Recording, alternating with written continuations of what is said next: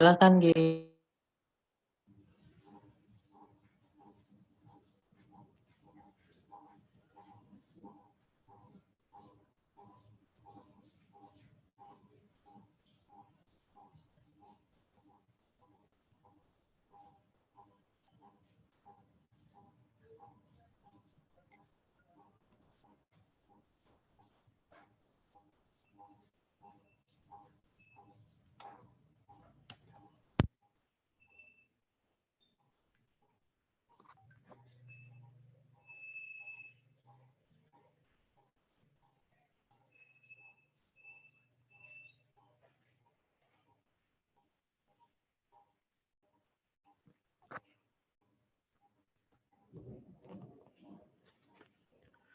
Bismillahirrahmanirrahim. Alhamdulillahi Rabbil alamin. Wassalatu wassalamu ala sayyidina wa habibina wa syafi'ina wa qurrati a'yunina wa nuri qulubina wa maulana Muhammadin imamil anbiya'i wal mursalin wa qaidil ghurril muhajjalin وعلى آله وصحبه الطيبين الطاهرين اللهم لا سهل إلا ما جعلته سهلا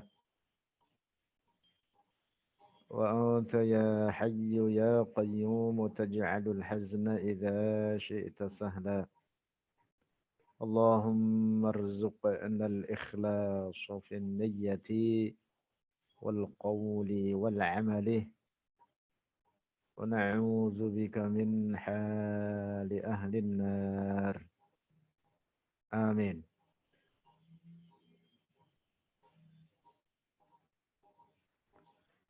Rekan-rekan sekalian yang dirahmati Allah Subhanahu wa taala.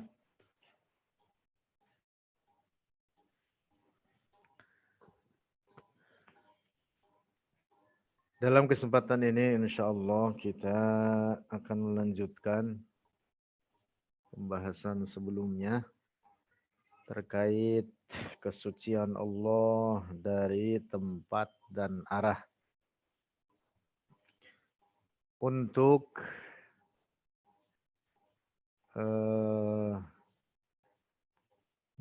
refresh, mengulang sedikit apa yang sudah disampaikan di awal-awal daripada perjumpaan kita di ruang ini.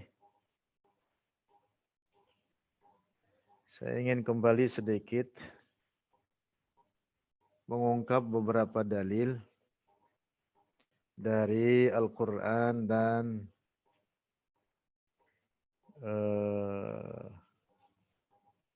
beberapa hadis Rasulullah Sallallahu Alaihi Wasallam yang menunjukkan terhadap kesucian Allah Subhanahu Wa Taala dari menyerupai ciptaannya dan secara khusus memberikan isyarat atau pemahaman kepada bahwa Allah ada tanpa tempat dan tanpa arah.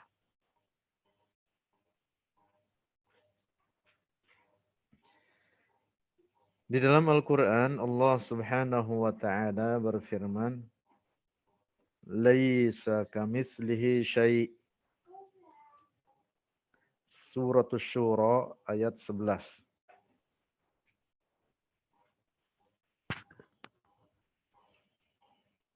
Ayat ini memberikan penjelasan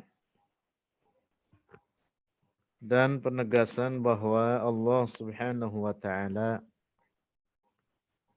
tidak menyerupai segala apapun dari ciptaannya. Dan tidak ada suatu apapun dari ciptaannya yang menyerupainya. Ayat ini adalah ayat yang sangat tegas dalam menetapkan kesucian Allah dari menyerupai segala ciptaannya. Dalam menjelaskan at-tanzih, kesucian Allah dengan kesucian yang total, yang mutlak. Sehingga difahami dari ayat ini bahwa Allah Subhanahu wa taala tidak menyerupai seluruh apapun dari segala ciptaannya. Tidak hanya bahwa Allah tidak menyerupai manusia.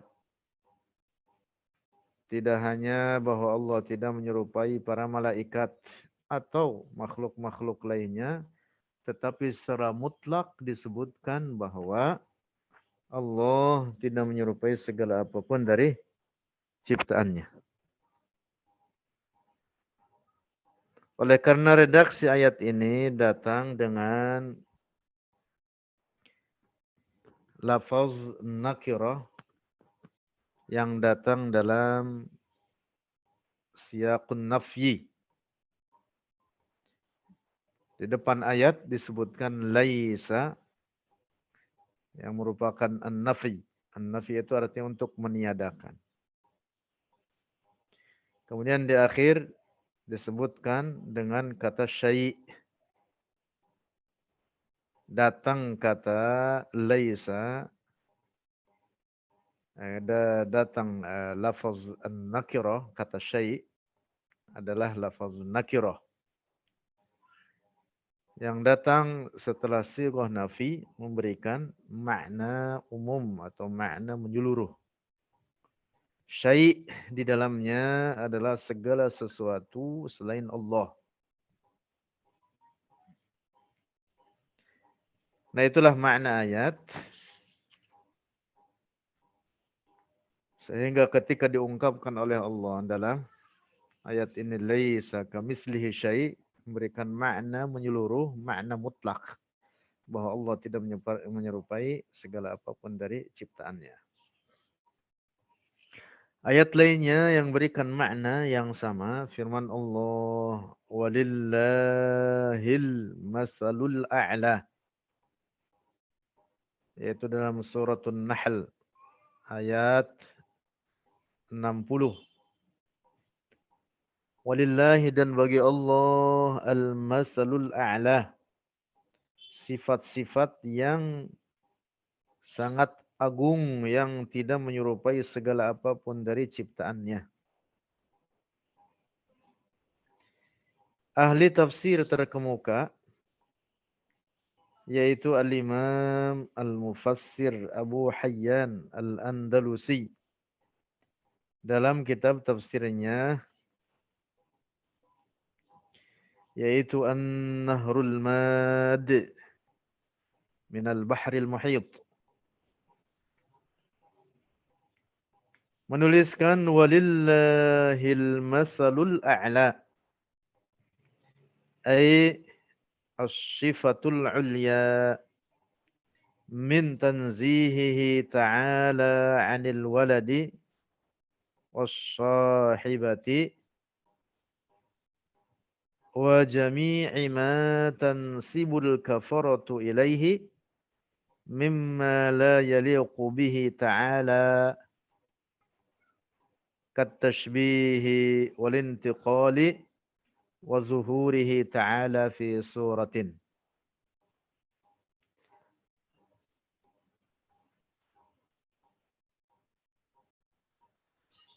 Al-Imam Abu Hayyan Al-Andalusi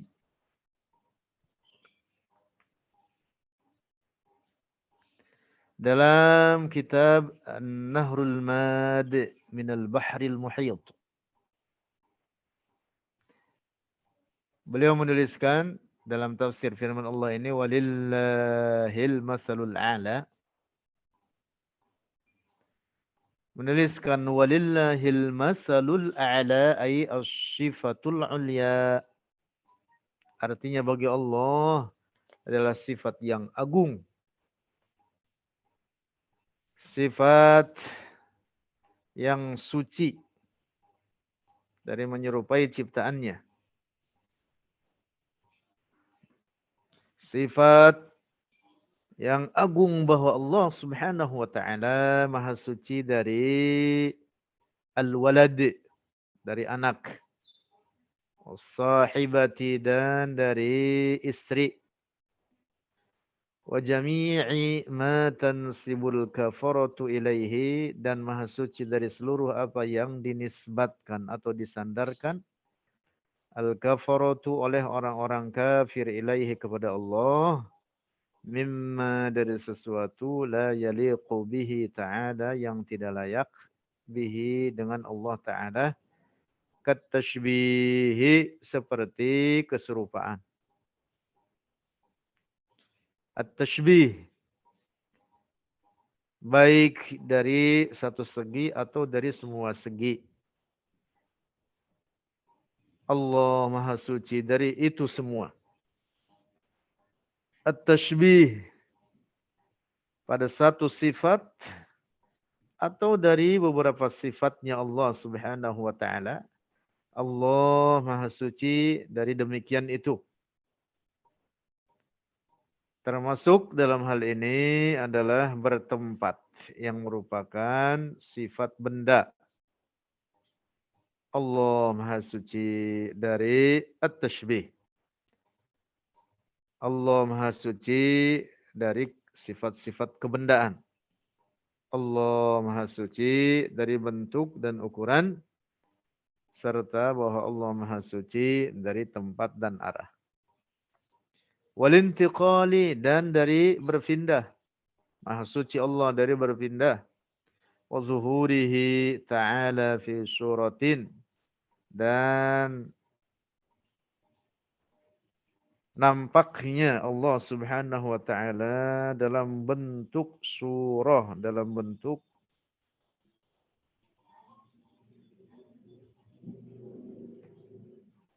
ukuran, bentuk atau gambaran. Allah Subhanahu wa taala Maha suci daripada al-hudud. Al-hudud artinya segala bentuk-bentuk, ukuran-ukuran. Wal ghayat juga Maha suci daripada segala penghabisan-penghabisan. Nah, jadi ayat ini seperti ayat sebelumnya, ayat dalam surat An-Nahl ini, ayat 60, demikian ditafsirkan oleh salah seorang mufassir terkemuka, yaitu Al-Imam Al-Mufassir Abu Hayyan Al-Andalusi. Firman Allah, walillahil masalul a'la. Dan bagi Allah sifat-sifat yang agung, sifat-sifat yang sempurna. Yang dimaksud artinya sifat-sifat yang tidak menyerupai suatu apapun dari ciptaan-ciptaannya.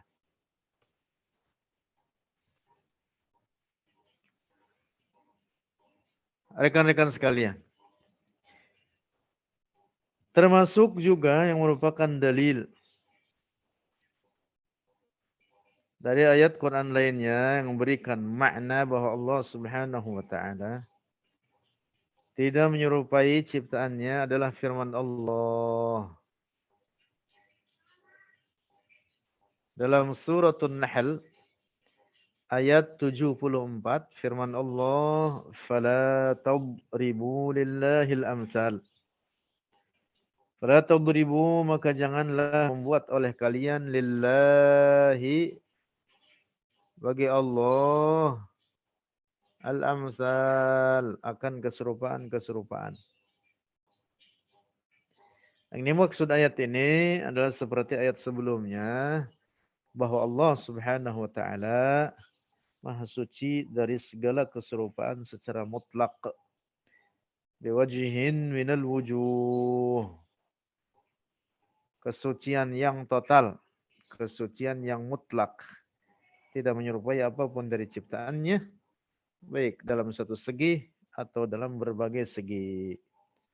Baik pada zatnya maupun pada sifat-sifatnya ataupun pada perbuatannya.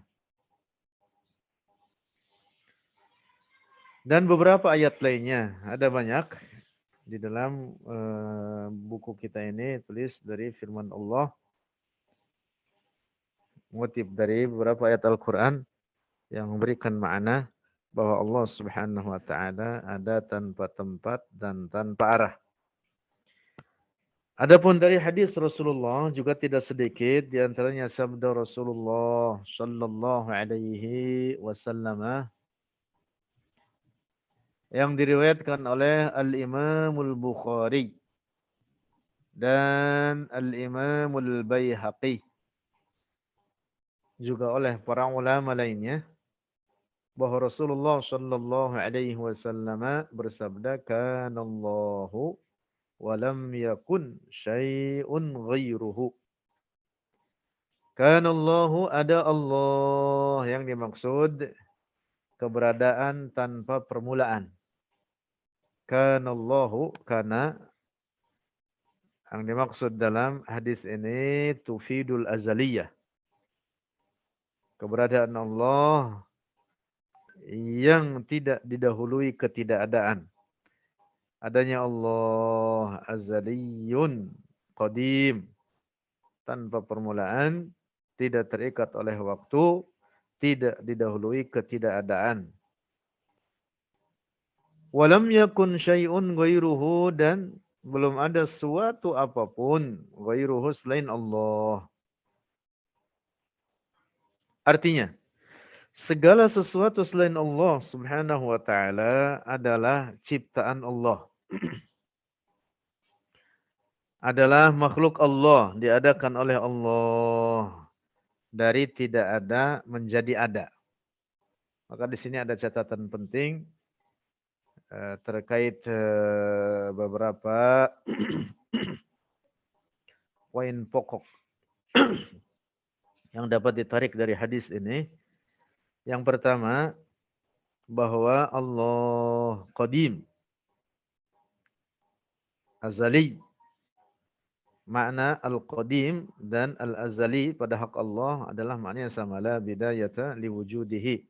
Tidak ada permulaan bagi keberadaannya. Demikian pula dengan makna al-awwal bagi Allah. Seperti yang disebutkan dalam firman-Nya, huwal awwalu. Atau dalam al-asmaul husna salah satunya adalah nama Allah al-awwal.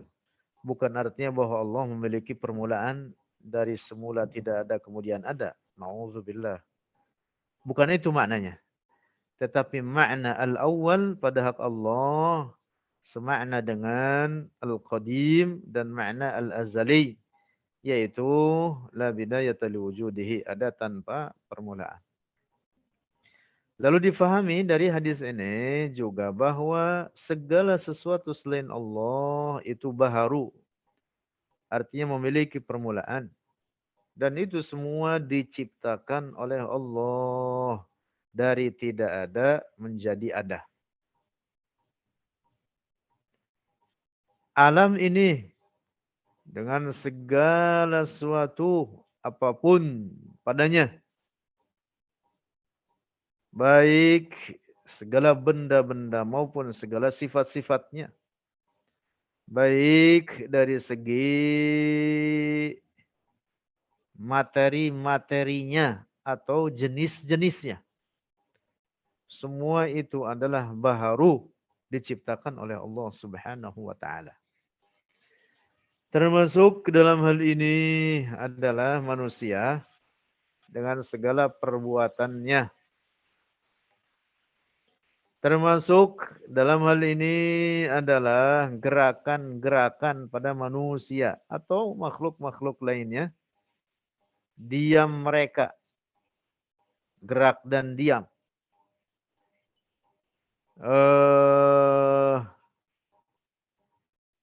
Segala lintasan fikiran pada manusia. Atau segala niat yang timbul dalam hati kita. Niat-niat. Atau lintasan-lintasan fikiran. Semua itu adalah ciptaan Allah. Diadakan oleh Allah.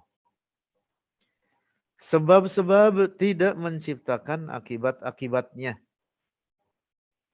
Api tidak menciptakan sifat panas pada dirinya. Es tidak menciptakan dingin pada dirinya. Makanan tidak menciptakan kenyang. Pisau tidak menciptakan sifat memotong. Segala sebab-sebab dengan segala akibat-akibatnya, semua itu adalah ciptaan Allah Subhanahu wa taala. Fahuwal qadimu wa ma siwahu hadithun wa huwal khaliqu wa ma siwahu makhluqun. Fahuwal qadimu, maka dia Allah al-qadim yang tiada bermula. Wa ma siwahu hadisun, dan apa yang selain Allah hadisun itu baharu. Wa huwal khaliqu, dan dialah Allah pencipta. Wa ma siwahu makhluqun, dan segala sesuatu selain Allah apapun dia adalah makhluk. Allah diciptakan oleh Allah, artinya baharu. Fa kullu hadisin dakhala fil wujud min al-a'yan wal a'mal min az-zarrati ila al-'arsy wa min kulli harakatin lil 'ibadi was-sukunin wan nawaya wal khawatir fa huwa bi khalqillah. Segala apapun pada alam ini, segala benda, dari mulai yang terkecil yaitu zarrah, yaitu benda yang telah mencapai puncak terkecilnya hingga tidak dapat dibagi-bagi, hingga benda terbesar bentuk dan ukurannya yaitu arsy. Kemudian juga setiap perbuatan-perbuatan. Dalam hal ini seperti apa? Pada manusia, geraknya atau diamnya. Bahkan hingga termasuk lintasan fikiran dan niat-niat yang timbul pada diri manusia. Pada hakikatnya semua itu adalah ciptaan Allah. Nah, itulah diantara makna yang diambil dari hadis Rasulullah ini. Kanallahu wa lam yakun syai'un ghairuhu. Allah ada tanpa permulaan dan belum ada suatu apapun selain Allah. Difahami pula dari hadis ini bahwa tempat dan arah adalah ciptaan Allah. Makhluk Allah. Tempat dan arah diciptakan oleh Allah dengan terciptanya makhluk Allah. Yaitu yang pertama kali diciptakan olehnya adalah air. Kemudian arsy. Demikian disebutkan dalam hadis ini. Lanjutan dari hadis yang kita baca ini. Sabda Rasulullah, Kanallahu wa lam yakun syai'un ghairuhu wa kana arshuhu 'alal ma'. Sabda Rasulullah, wa kana arshuhu 'alal ma', memberikan pemahaman bahwa air adalah ciptaan Allah yang pertama, baru kemudian arsy. Juga dikuatkan dengan hadis lainnya, di antaranya sabda Rasulullah riwayatkan oleh Al-Baihaqi dan lainnya mengatakan, innallaha lam yakhluq syai'an mimma khalaqa qabla al-ma'. Innallaha, sungguhnya Allah, lam yakhluq syai'an, belum menciptakan suatu apapun, mimma khalaqa, dari apa yang dia ciptakan, qabla al-ma', sebelum air. Dalam Al-Quran Allah berfirman, waja'alna minal ma'i kulla syai'in hayy. Waja'alna minal ma', dan kami menjadikan, kata Allah, minal ma', dari air, kulla syai'in hayyin, setiap sesuatu yang hidup. Kembali lagi kepada hadis ini. Sabda Rasulullah, kanallahu wa lam yakun syai'un ghairuhu, difahami darinya bahwa sebelum segala sesuatu diciptakan oleh Allah, maka tidak ada suatu apapun. Walam yakun syai'un ghairuhu. Sebelum diciptakan segala apapun, tidak ada apapun, yang ada hanya Allah. Tidak ada tempat, tidak ada arah, tidak ada bumi, tidak ada langit, tidak ada arsy, tidak ada tempat, tidak ada arah, tidak ada waktu, tidak ada zaman, tidak ada air, tidak ada manusia, tidak ada malaikat, tidak ada jin, tidak ada apapun, tidak ada cahaya, tidak ada kegelapan. Tidak ada apapun, yang ada hanya Allah. Termasuk tempat dan arah sebelum diciptakan, maka tempat dan arah itu adalah ciptaan Allah. Karena diadakan oleh Allah. Nah, sebelum diciptakan tempat dan arah, Allah ada tanpa tempat dan tanpa arah. Allah bukan benda. Maka kemudian setelah diciptakan tempat dan arah tersebut, Allah tidak membutuhkan kepada ciptaannya tersebut. Allah tidak bertempat pada ciptaannya. Allah bukan benda. Allah Maha Suci daripada bertempat. Nah, ini hadis Rasulullah. Dari beberapa hadis lainnya, nanti silakan dibaca lagi oleh rekan-rekan. Ini untuk sekedar mengingatkan, refresh dari apa yang sudah kita baca sebelumnya dengan sedikit tambahan. Karena ada banyak hadis-hadis Rasulullah yang kita kutip di sini memberikan makna seperti apa yang dijelaskan oleh para ulama kita, bahwa Allah ada tanpa tempat dan tanpa arah. Saya ingin membacakan ini qaul atau tulisan atau pernyataan dari Al-Mufassir Al-Fakhrur Razi, seorang ahli tafsir terkemuka.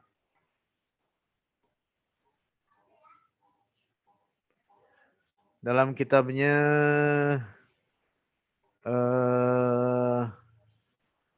At-Tafsirul Kabir yang sangat populer, kitab beliau.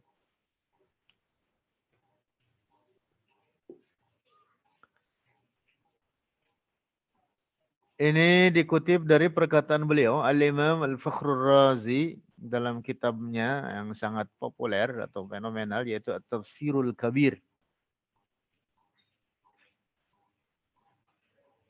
Nanti rekan-rekan bisa cek kitab tersebut. Dan ini kitab sangat besar, itu ada puluhan jilid.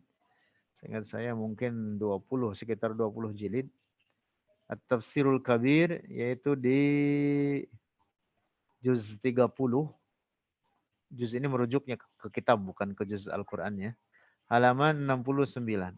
Jadi kalau para ulama dahulu menulis kitab itu dalam bentuk al-ajza, juzu gitu. Satu juz itu bisa sangat besar. Dalam kitab tersebut Al-Fakhrur Razi menuliskan wa'alam annal musyabbihata ihtajju ala isbatil makani lillahi ta'ala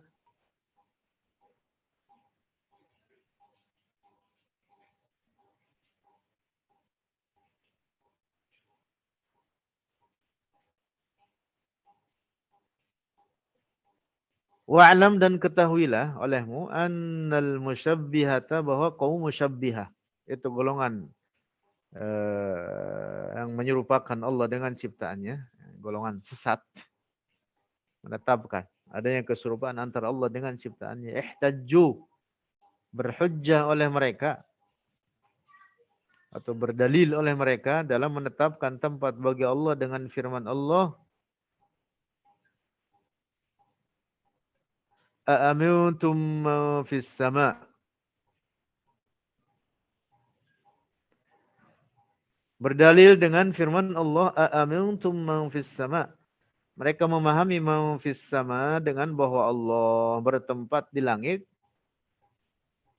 atau bahwa Allah bertempat di tempat lainnya. Ay anna i'tiqad anna Allah fi makanin.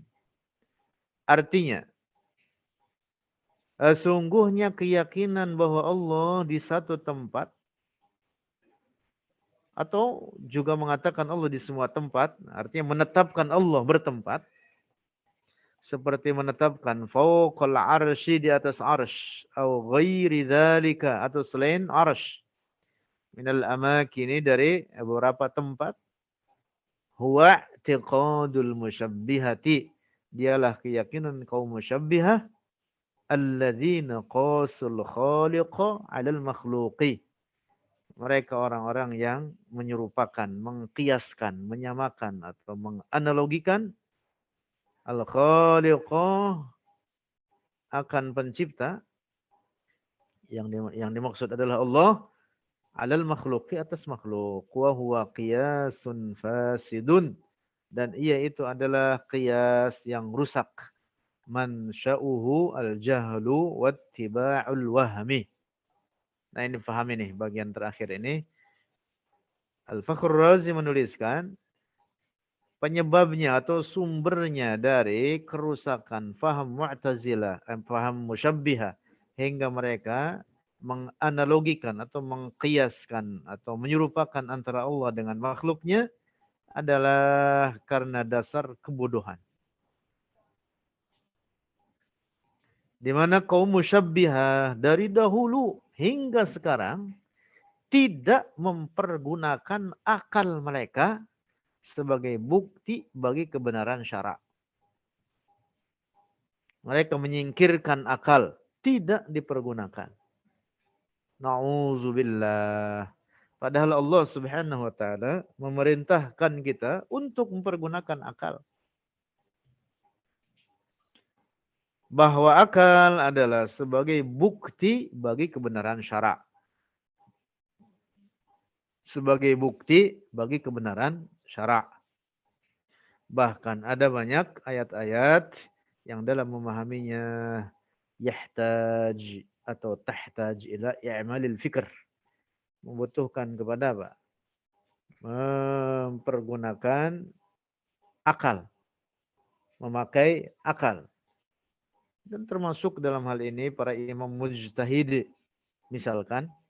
Ya tentu dalam hal ini juga para ahli tafsir juga para ulama lainnya. Para imam mujtahid dalam ijtihad mereka yaitu praktik istinbat al-ahkam syar'iyyah mengambil intisari hukum-hukum syarak min adillatihat tafsiliyah dari dalil-dalilnya yang rinci. Yang dimaksud ijtihad itu adalah dalam perkara-perkara yang tidak ada penyebutan hukumnya secara sharih dalam Al-Quran maupun dalam hadis-hadis Rasulullah. Maka diberlakukan dalam perkara-perkara tersebut jalan ijtihad untuk mengambil intisari atau ketetapan hukumnya. Nah, praktik ijtihad ini tentu mempergunakan akal. Pasti mempergunakan akal. Nah, berbeda dengan kaum musyabbiha mujassimah. Dari dahulu hingga sekarang. Di zaman kita sekarang, varian dari kaum musyabbiha mujassimah adalah orang-orang Wahabiyah. Yang di zaman kita sekarang ini, mereka menamakan dirinya dengan Salafiyah. Yang sesungguhnya mereka adalah dusta. Dengan menamakan diri mereka sebagai Salafiyah dan para ulama salaf terbebas dari keyakinan dan ajaran kaum Wahabiyah. Mansya'uhu al-jahl. Jadi sebab akidah tashbih mereka adalah karena kebodohan mereka.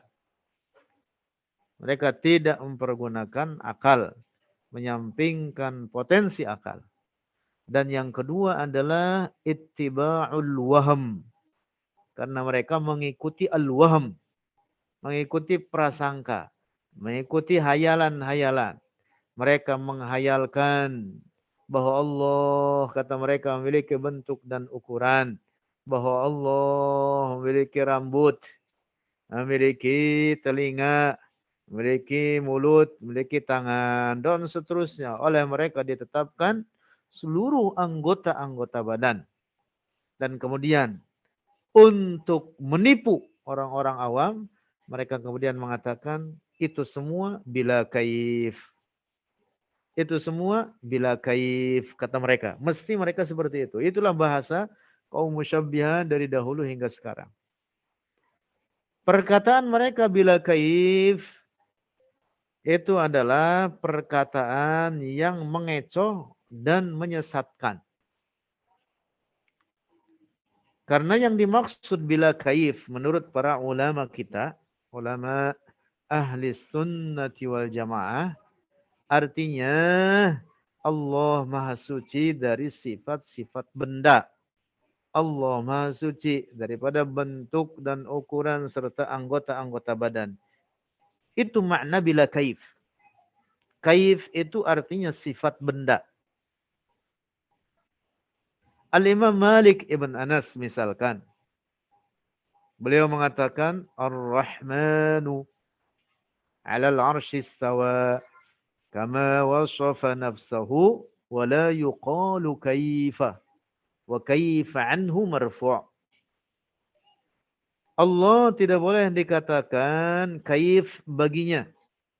Tidak boleh ditetapkan kaif baginya. Artinya bahwa Allah Maha Suci dari sifat-sifat benda. Karena itu kata istawa dalam Al-Quran, seperti dalam surat Thaha ayat 5, kata Imam Malik, tidak boleh difahami dalam makna sifat benda. Tidak boleh difahami dalam makna bertempat. Tidak boleh difahami dalam makna duduk. Oleh karena bertempat dan duduk, termasuk juga bersemayam, adalah sifat benda. Allah Maha Suci dari itu. Berbeda dengan kaum musyabbihah, mujassimah. Mereka menetapkan sifat-sifat kebendaan bagi Allah. Lalu di akhir perkataan mereka setelah mereka menetapkan rambut, telinga, hidung, mulut, lidah, tangan, jari-jari. Itu semua oleh mereka ditetapkan bagi Allah. Lalu mereka mengatakan bila kaif. Nah ini kerancuan yang jelas-jelas merusak, menyesatkan. Karena sesungguhnya ketika mereka menetapkan anggota-anggota badan tersebut bagi Allah, maka sebenarnya mereka telah menetapkan kaif baginya. Jadi dusta ketika mereka mengatakan bila kaif. Karena sesungguhnya mereka telah menetapkan kaif bagi Allah. Nah, kaum musyabbiha, mujassimah, dalam catatan Al-Imam Al-Fakhr Razi ini penyebab bahwa mereka berakidah rusak tersebut, salah satu dari sekian banyak sebab tersebut adalah ittiba'ul wahm. Mengikuti al-wahm, prasangka, hayalan-hayalan yang mereka hayalkan dalam diri mereka. Karena itulah seandainya apabila terjadi perdebatan antara seorang musyabbih mujassim dengan penyembah matahari, maka si musyabbih mujassim ini akan mati kutu. Mengapa? Karena penyembah matahari akan meminta dalil akal kepada si musyabbih mujassim ini. Apa dalil akal? Apa argumen rasionalnya bahwa matahari tidak layak dituhankan? Kata si penyembah matahari. Sementara matahari jelas nampak bagi dirimu, terlihat oleh dirimu, dirasakan manfaatnya oleh diri kita semua. Si musyabbih mujassim tidak memiliki jawaban apapun kecuali dia akan hanya mengutip ayat Al-Quran. Al-Quran mengatakan afillahi syak, atau dia mengutip ayat-ayat lainnya. Maka penyembah matahari akan berkata, saya tidak beriman dengan kitab sucimu. Berikan saya dalil akal menunjukkan bahwa matahari tidak layak dituhankan.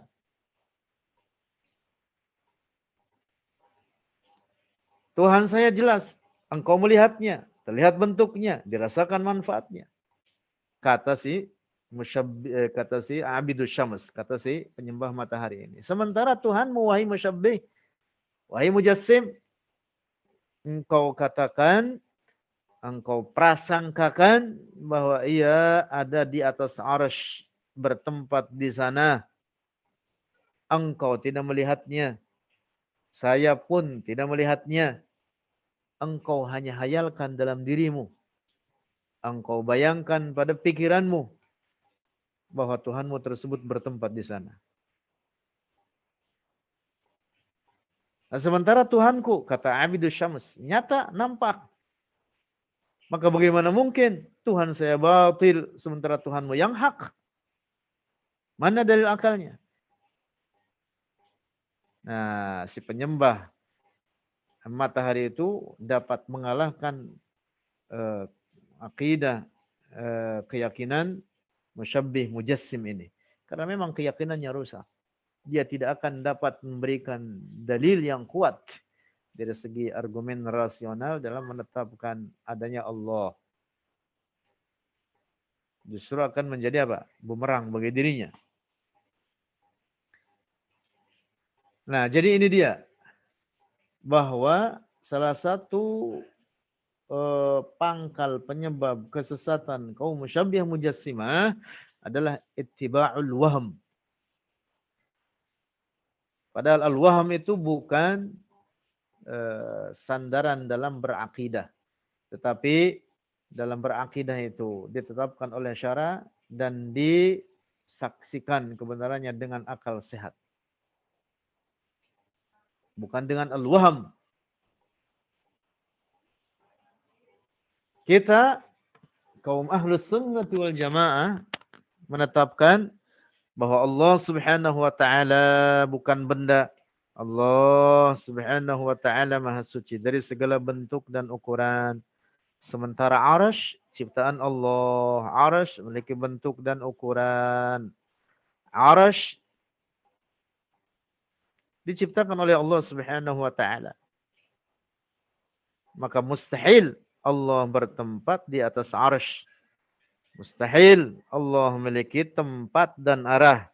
Karena jika demikian maka berarti Allah sebagai benda, sebagai bentuk seperti makhluk-makhluknya. Mustahil demikian. Berikut ini adalah tulisan lainnya dari Al-Fakhr Razi, masih dalam At-Tafsirul Kabir. Beliau menuliskan qauluhu ta'ala wa huwal 'aliyyul 'azim. Firman Allah Ta'ala wa huwal 'aliyyul 'azim, dan dia Allah Al-'Ali, dan dia Allah Al-'azim. Al-'Ali di sini tidak boleh difahami bahwa Allah bertempat di arah atas seperti keyakinan kaum musyabbih mujassimah. Al-'Ali yang dimaksud adalah 'uluwud darajah wal manzilah. Yang dimaksud adalah ketinggian derajat dan kedudukannya. Al-'azim yang dimaksud adalah agung pada derajatnya, bukan al-'azim dalam pengertian Allah besar dari segi fisik atau ukuran. Na'udzubillah. Karena itu Al-Fakhr Razi mengatakan apa? La yajuz. Tidak boleh ayyakunal muradu, bahwa yang dimaksud biqaunihi aliyan, adanya Allah itu al-ali, tidak boleh difahami al-uluwa fil jihati wal makani, akan ketinggian pada arah dan tempat.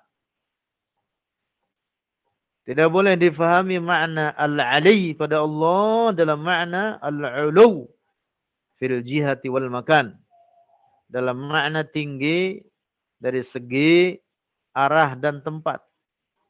Lima sabatatil dilalatu ala fasadihi, karena telah tetap, karena telah sahih adanya dalil atas kerusakan pemahaman demikian itu. Wala yajuzu, dan tidak boleh ayyakunal murad minal azimi, bahwa adanya yang dimaksud dari makna al-azim pada hak Allah, al-azamata bil jussati wa kibaril jismi, tidak boleh difahami dalam kebesaran fisik atau tubuh besarnya al-kibarul jism, besarnya tubuh, sehingga ditetapkan baginya, bagi Allah, anggota-anggota badan seperti keyakinan rusak. Khalid Basalamah di dalam YouTube dia mengatakan Allah memiliki kaki dan kakinya dimasukkan ke neraka, lalu kepanasan hingga kemudian kakinya mengkerut. Na'udzubillah, na'udzubillah. Waspadai itu Khalid Basalamah, salah satu pemuka orang Wahabi di Indonesia dan beberapa pemuka-pemuka Wahabi lainnya. Mereka menetapkan anggota-anggota badan bagi Allah. Na'udzubillah. Itu bukan keyakinan tauhid, tetapi itu keyakinan tasbih dan tazim. Keyakinan orang-orang Yahudi seperti itu. Mustahil bagi Allah adanya fisik tubuh. Sehingga makna al-azim bukan dalam makna besarnya fisik. Bukan dalam makna Allah memiliki tubuh. Na'udzubillah. Lianna dzalika. Karena demikian itu. Al-jism. Atau kibarul jism. Yaqtadi kaunahu mu'allafan. Menuntut akan adanya Allah mu'allafan tersusun minal ajza'i wal ab'adi. Dari bagian-bagian, dari juz dan dari bagian-bagian. Wadzalika diddu qawlihi ta'ala, dan demikian itu menyalahi firman Allah Ta'ala, qul huwallahu ahad. Ayat ini adalah ayat tauhid. Ahad artinya bagi Allah alladzi la syarika lahu, yang tidak ada keserupaan baginya. Fawajaba, maka wajib ay yakunal muradu, bahwa yang dimaksud minal ali, dari al-ali pada nama Allah ini, al-muta'ali an musyabahatil mumkinati, yaitu kesucian Allah dari menyerupai segala perkara-perkara mungkin, ya. Yang dimaksud al-mumkinat ay al-makhluqat. Wa munasabatil muhdatsat, dan mustahil, dan kesuciannya dari menyerupai segala perkara yang baharu. Nah, ini dia makna al-ali pada Allah, ay al-muta'ali, artinya yang maha suci, an musyabahatil mumkinati wa munasabatil muhdatsat. Wa minal azimi, dan yang dimaksud dengan al-azim pada Allah, al-azamatu bil qudrati wal qahri wal isti'la'i wa kamalil ilahiyyati. Yang dimaksud al-azim pada Allah adalah dalam makna keagungan dengan kekuasaannya, dan dalam menundukkan, dan dalam menguasai, dan dalam kesempurnaan ketuhanannya. Jadi al-azim bagi Allah adalah dalam makna ini, al-azamatu bil qudrah. Bukan al-azim bagi Allah dalam makna bahwa Allah memiliki bentuk, lalu bentuknya sangat-sangat besar. Hasya lillah. Na'udzubillah, mustahil atas Allah demikian itu. Termasuk dalam memahami takbir ini harus kita perhatikan dengan baik, juga kita fahamkan makna ini kepada saudara-saudara kita muslim lainnya. Makna takbir yaitu lafaz Allahu Akbar tidak boleh difahami bahwa Allah sebagai benda, sebagai bentuk, memiliki fisik, lalu sangat-sangat besar. Na'udzubillah. Demikian itu adalah keyakinan rusak. Mustahil Allah seperti itu. Karena jika demikian, maka berarti Allah menyerupai ciptaannya. Tetapi makna takbir, Allahu Akbar, ay anna Allah akbaru min kulli syai'in qadra. Artinya bahwa Allah lebih agung dari segala apapun pada derajat dan kedudukannya. Nah ini, ingat-ingat ini. Yang dimaksud Maha Agung lebih dari segala apapun adalah pada derajat dan kedudukannya. Bukan dari segi bentuk, fisik, atau ukuran. Allah bukan benda.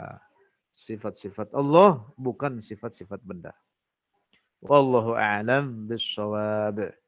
Nah ini kita kutip dua catatan dari Al-Imam Al-Fakhr Razi. Mudah-mudahan memberikan manfaat bagi kita semua. InsyaAllah. Saya kira sampai di sini pertemuan kita untuk sore ini. InsyaAllah mudah-mudahan kita memiliki umur dan diberkahi oleh Allah untuk bisa berjumpa kembali dalam kesempatan lain. Tahlil 3 kali, salawat 3 kali. La ilaha illallah. La ilaha illallah. La ilaha illallah. Allahumma salli ala sayyidina Muhammad wa ala alihi wa sahbihi wa sallim. Allahumma salli ala sayyidina Muhammad wa ala alihi wa sahbihi wa sallim. Allahumma salli ala sayyidina Muhammad wa ala alihi wa sahbihi wa sallim. Rabbi ighfir li wa liwalidayya wa lil mu'minina wal mu'minat. Rekan-rekan pada kemana ini? Sedikit ini, 27, 28, 27 sama saya. Dan pengurus kajian bersanad pilihan. Baik rekan-rekan, ini hadir semua. Yang 27 ini dari mana saja ini? Mungkin sedikit kehujanan ini. Ustaz Miftah, Tangerang hujan ini. Balaraja, gimana Balaraja?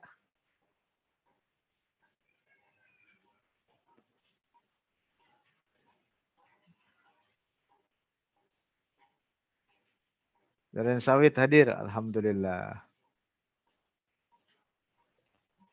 Padang hadir, alhamdulillah. Ibu Zubaidah, Masya Allah, Sumatera Utara.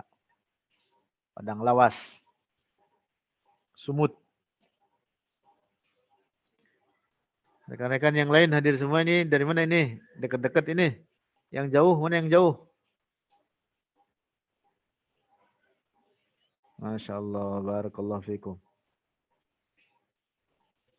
Cirebon, Ibu Nafisa, Tarakan, alhamdulillah. Mang Ujang dari Tasik, alhamdulillah. Cuman tinggalnya di tetangga rumah saya ini. Asalnya dari Garut.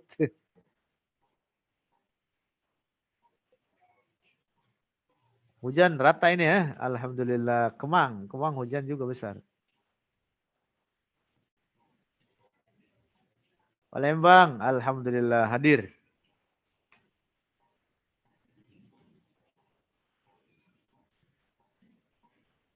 Bang Ujang di mana ini? Zainal, oh ini tetangga. Ustadz Zainal. Palembang hadir, alhamdulillah. Barakallahu fikum, mudah-mudahan kita berjumpa kembali di kesempatan lain dalam keadaan sehat walafiat. Mudah-mudahan semua urusan kita dimudahkan, dilancarkan, disukseskan oleh Allah Subhanahu wa taala. Bijahi nabiyyina wa habibina wa maulana Muhammadin. Juga mudah-mudahan dosa-dosa kita diampuni oleh Allah bagi kita, bagi orang tua kita, keluarga kita. Allah mencurahkan rahmat bagi kita semua, bagi orang tua kita. Amin ya rabbal alamin. Barakallahu fikum. Assalamualaikum warahmatullahi wabarakatuh.